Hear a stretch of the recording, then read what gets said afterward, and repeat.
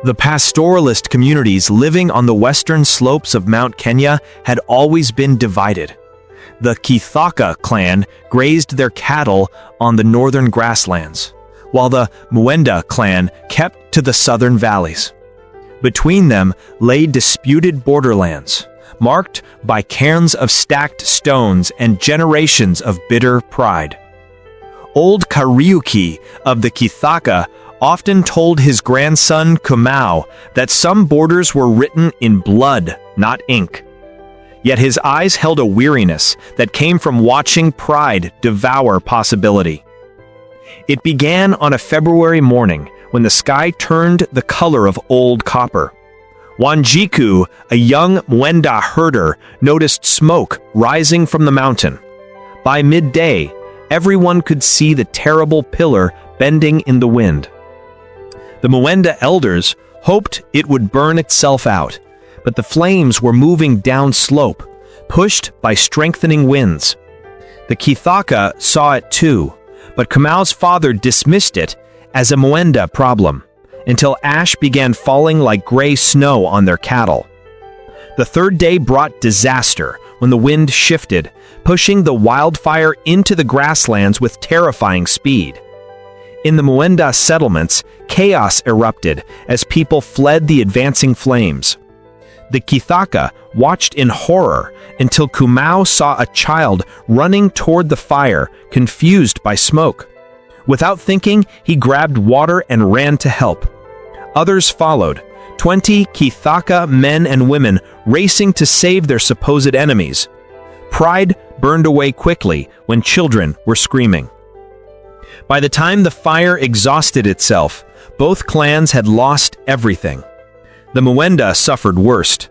3 settlements destroyed, elders hospitalized, nearly 200 goats dead.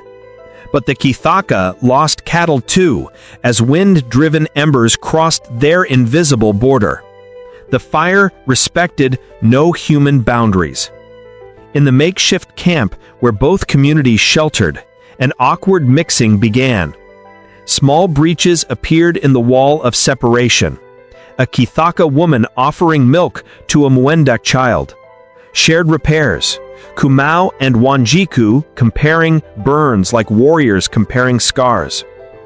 Old Kariuki couldn't sleep that night. He'd spent his life maintaining a border the fire had erased in hours. When he sat on a rock at the camp's edge, he found Elder Gathoni there too, watching their world smolder. "The mountain is trying to tell us something," she said. Kariuki nodded slowly. "Yes, but are we wise enough to listen?" 3 days later, government officials arrived with empty promises of relief that everyone knew would never come.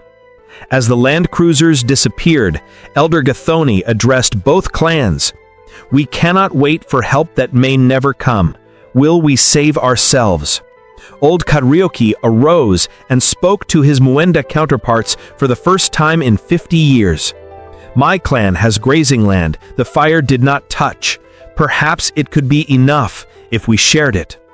They gathered on neutral ground to discuss the impossible. Elder Gathoni spoke first.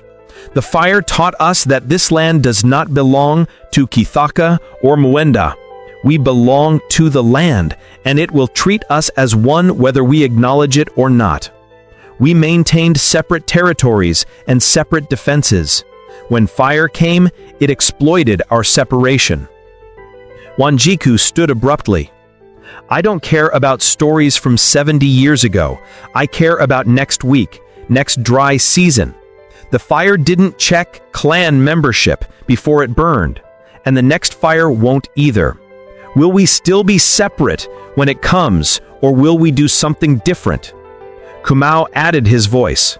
"We've already crossed the border that mattered most. We've already chosen survival over pride. Now we just need to make that choice permanent." Elder Gathoni proposed they create a shared firebreak system, a joint council, and bind themselves with sacred oaths. Wanjiku lifted the gourd of sacred lake water. "Let us call it the Ember Hills Pact. named for this place where we chose to stop burning and start building. Not everyone agreed. A scarred warrior named Njoroge and his followers refused to sign, standing apart as a reminder that not all divisions could be healed with ceremony alone. The real work began immediately. Mixed teams from both clans started clearing firebreak lines, 30-meter-wide barriers positioned strategically across the hills. The first week was brutal. Blisters formed and burst, tempers flared. But slowly, cooperation emerged. When Kumau bandaged a cut on Mongi's arm, Wanjiku's brother, who'd hated all Kithaka, something shifted. Small breaches in mistrust appeared across all the work teams. 3 weeks in, Njoroge attempted to sabotage the alliance by raiding the shared grazing lands.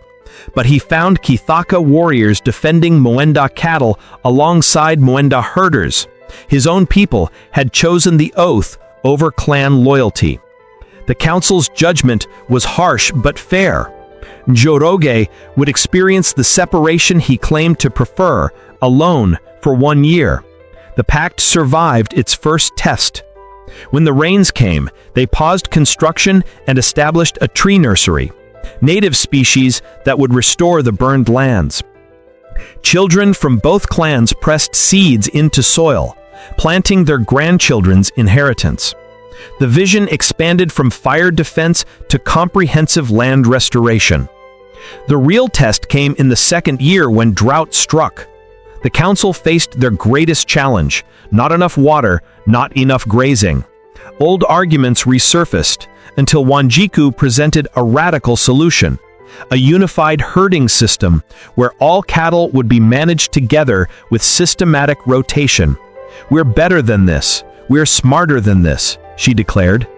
After hours of debate, they voted to trust the system completely. Mwangi emerged as the herding leader, developing coordination systems using mirrors and whistles. "No one drinks until everyone can drink," became his mantra. The drought deepened, and losses came, but they were shared losses now. When the herds found new springs or grazing areas, everyone benefited. Njoroge watched from separation, his cattle suffering worse, learning that pride was a luxury no one could afford. When rains finally returned, they planted 5,000 trees in 3 days. As Kumau and Wanjiku planted a cedar sapling together, he spoke of their future children climbing it. She laughed and said yes to marriage, to the impossible future they were building. Their union, once scandalous, now felt like confirmation that boundaries were being erased from hearts, not just land.